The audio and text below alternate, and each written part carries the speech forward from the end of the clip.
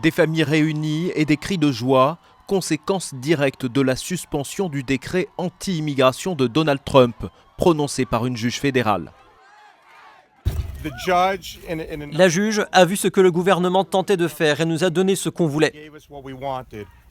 En l'occurrence, bloquer le décret de Donald Trump et ne pas autoriser le gouvernement à expulser toute personne venant des pays concernés par ce décret. Ils ne peuvent expulser personne. Conséquence directe de cette suspension du décret de Donald Trump, ce résident américain a pu retrouver sa fille.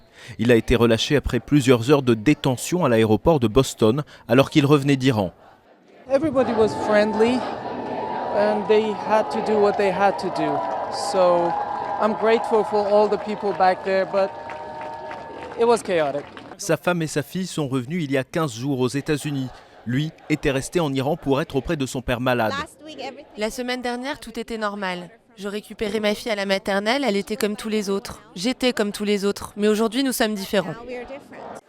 La sénatrice démocrate du Massachusetts était présente pour apporter son soutien sur place. On ne discrimine pas les gens en fonction de leur religion. Ce que Donald Trump a fait aujourd'hui est illégal, anticonstitutionnel et s'éloigne de tout ce qui fonde notre démocratie.